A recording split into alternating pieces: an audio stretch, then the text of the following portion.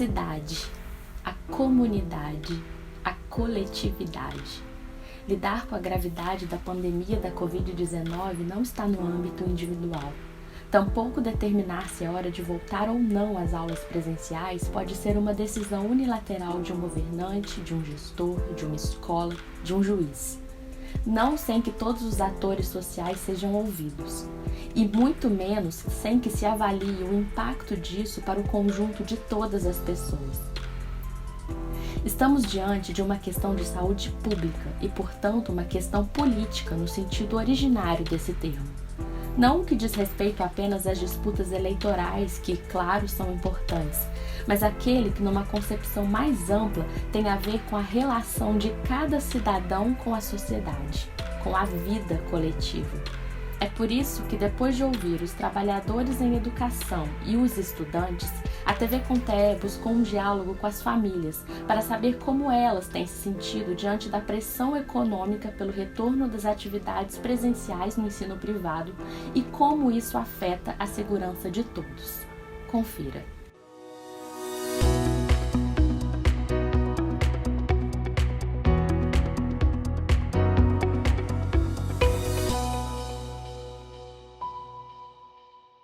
Eu não me sinto segura de forma alguma de mandar a minha filha para a aula agora. Por quê? Em primeiro lugar, ela tem 14 anos. Eu não confio numa adolescente que tem 14 anos. Por mais que ela vá usar a máscara, quando chegar no horário do lanche, ela vai ter que tirar a máscara. Como que eu vou ficar em casa pensando quem é que vai estar com ela? Será que aquele coleguinha que vai estar com ela vai ter o mesmo cuidado que ela também não vai ter, que eu tenho certeza que eu conheço a minha filha?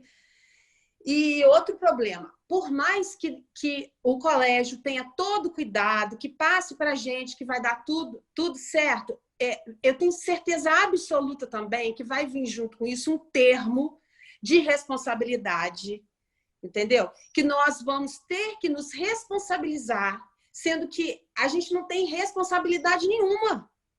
Então, eu não posso confiar em um colégio que me mande assinar um termo que passe essa culpa para mim. Caso minha filha pegue a doença, aí eu que vou ter culpa por ter mandado ela à aula. Então, eu não confio. Não confio na minha filha, não confio no colégio e ela também, ela usa ônibus para ir à aula. Outro problema, os ônibus aqui estão ficando cheios, vai coincidir com o horário que todo mundo vai trabalhar. Eu não garanto, porque tem muita gente aqui que não está usando máscara. A minha filha pode ir paramentada, eu posso colocar máscara, eu posso colocar aquele visor nela, que eu nem sei como é que vai funcionar isso. Mas e se alguém do lado dela não usar máscara? E se for um cara que ele nega que existe, como tem muitas pessoas agora, assim, né? Que tem gente que acha que quem tem Covid, o médico ganha dinheiro para assinar o óbito dele. E se um cara desse sentar do lado dela? Eu não confio, não tem jeito. Vamos supor que uma criança pegue. Olha a confusão que vai dar isso. Vai ter que fechar tudo de novo.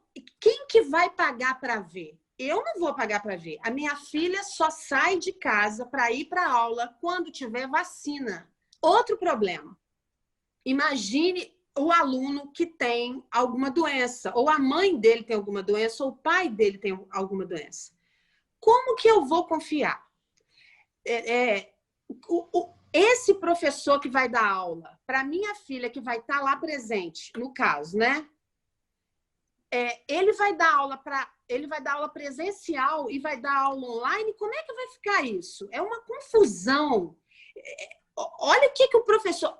Porque eu coloco a minha filha para ter aula nesse colégio por causa dos professores. Porque são os professores que eu confio, são eles que fazem cada aluno ser melhor. Então, eu preciso protegê-los também. Para se ter um exemplo, nos Estados Unidos, quase 1.000 crianças foram para a quarentena apenas 6 dias depois da volta às aulas. No Brasil, caso se persista num retorno irresponsável a toque de caixa, a situação não será diferente. Além disso, mais do que a vacina em si, há que se destacar também a necessidade de protocolos realmente seguros, os quais não existem neste momento. Tem sido bastante difícil. Eu tenho 3 filhos, né? Eu tenho 3 filhos em idades escolares muito diferentes.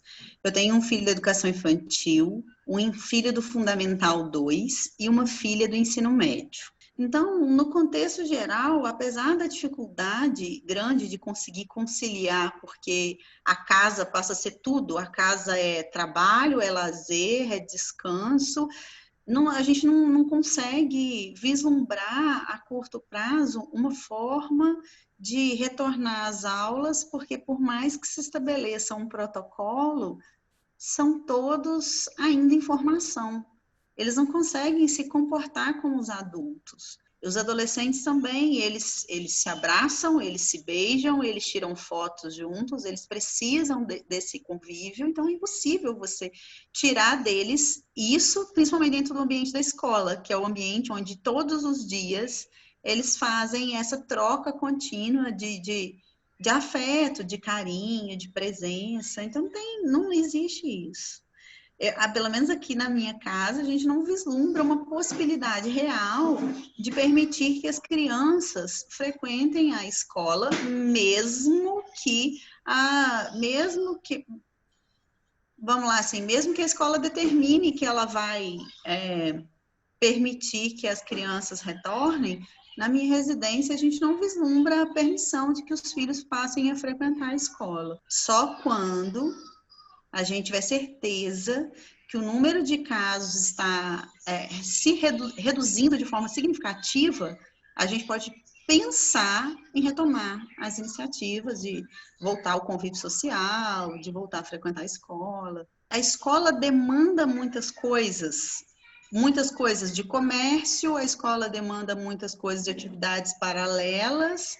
E aí, então, ou seja, é o convívio na escola, é o convívio no curso de idioma, é o convívio na atividade esportiva, e aí é o convívio em casa, é o convívio com a família.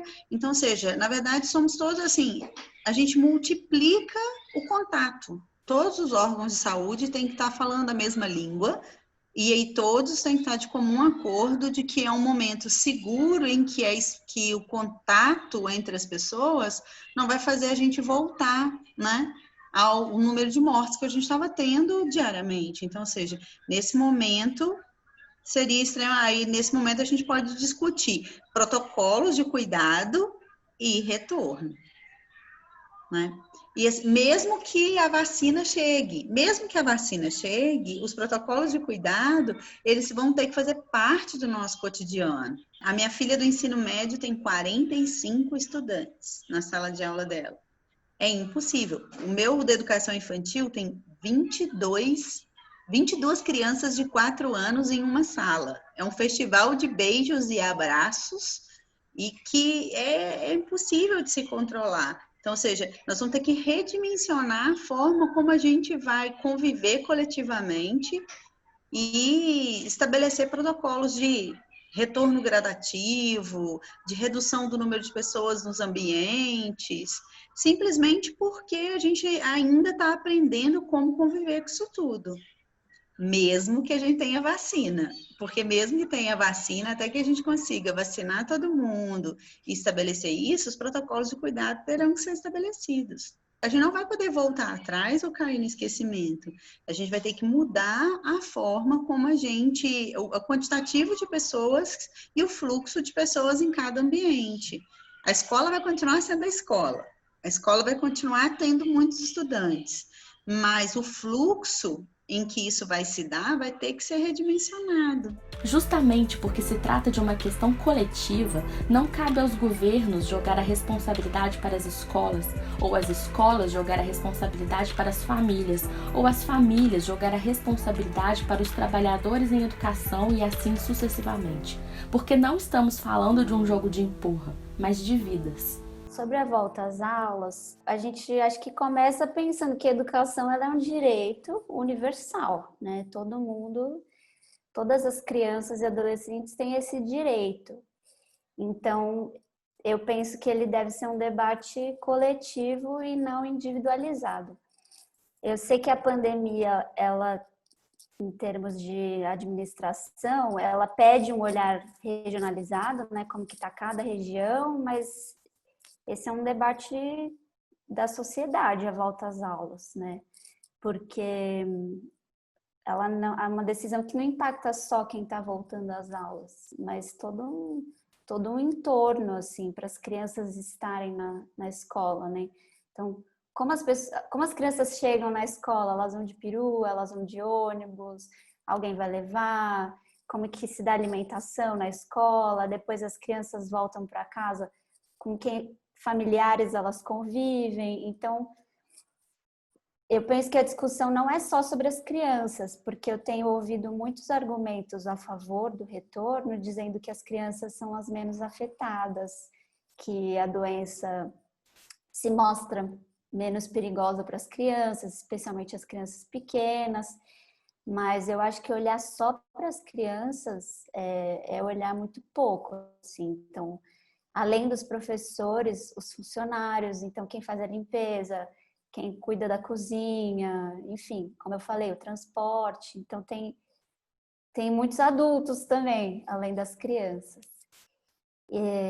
Então, essa avaliação de um risco que não é o risco só das crianças. Agora, eu também penso que é inviável a gente falar em voltar só depois que tiver vacina, né? Então, vamos deixar toda essa geração sem acesso à escola por talvez até 2 anos letivos, porque a partir do momento que a vacina for descoberta, depois até ela ser viabilizada, depois até todo mundo ter acesso.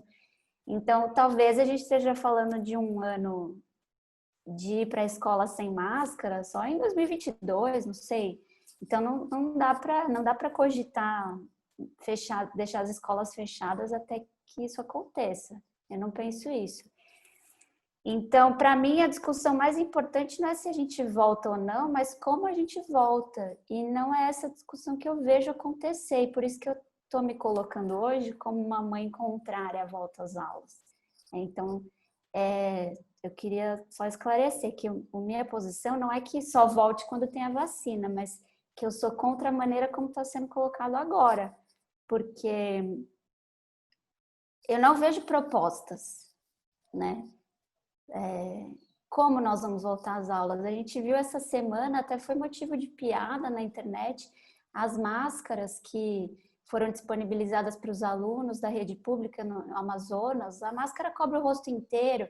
Então, assim, nem máscaras adequadas ao tamanho de um rosto de uma criança foram capazes de fazer.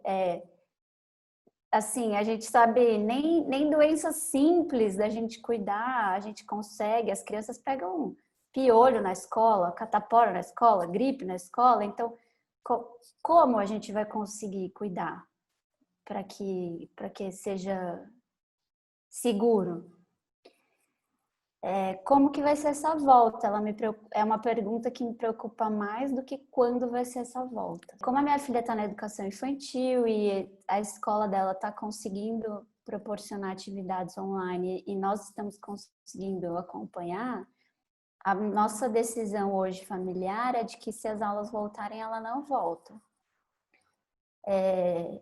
Agora, deixar que essa decisão ela seja familiar é uma injustiça tremenda, tremenda, porque nós não estamos todos nas mesmas condições de decidir.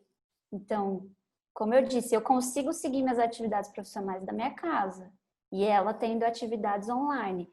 Agora, tem pessoas que nunca estiveram em casa, né? Então, pessoas que trabalham na área da saúde ou, enfim, outros profissionais, pessoas que foram liberadas, um atendente de loja, Essa pessoa foi liberada, o comércio foi liberado a reabrir. Essa pessoa não vai falar para o chefe dela, desculpa, eu vou ficar em casa porque a minha filha está. Essa pessoa vai perder o emprego, as pessoas estão com medo. Todo mundo, as empresas estão fechando, lojas estão fechando, as pessoas estão perdendo emprego. Então, você falar para o seu chefe, olha, é minha decisão não ir trabalhar, é muito difícil. Então, essa pessoa, ela realmente tem a mesma capacidade que eu de decidir mandar o filho dela para a escola. Então, eu penso que deixar essa decisão na mão das famílias é muito injusto, muito injusto. Por isso que eu sou contra. E o cenário tem que ser bom para todo mundo. Também já vi discussões, então volta ao ensino privado, que tem mais condições, né, de botar álcool gel, pagar máscara, pagar, enfim, o que for para as crianças, e aí a gente usa os aprendizados para a rede pública. Por quê? Né? Quem tem dinheiro para pagar uma mensalidade tem mais direito à educação do que as outras famílias. Então, eu não me sinto confortável nessa posição, inclusive. Não é para isso que eu pago a escola, não é para que a minha filha seja melhor do que ninguém. Então, eu acho, inclusive, que as escolas, mesmo as particulares que têm condições, né, de proporcionar uma volta segura, deveriam se posicionar e falar, não, eu não vou voltar.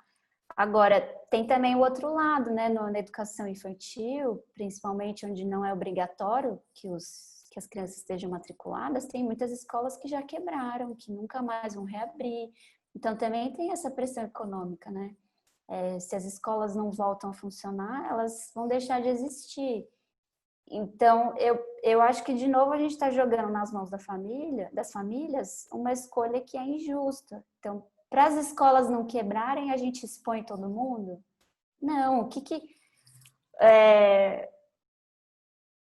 a gente pode liberar dinheiro para banco, a gente pode liberar dinheiro para grandes empresas sobreviverem, mas como é que a gente cuida das pequenas empresas, né?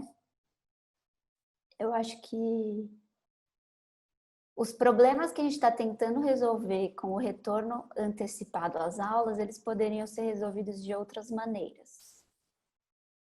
Não é fácil, não é barato, mas poderiam. E a gente fica jogando com números, né? Então, a gente vai de uma situação vermelha para laranja, não porque deixaram de morrer pessoas, mas porque a gente constrói mais leitos.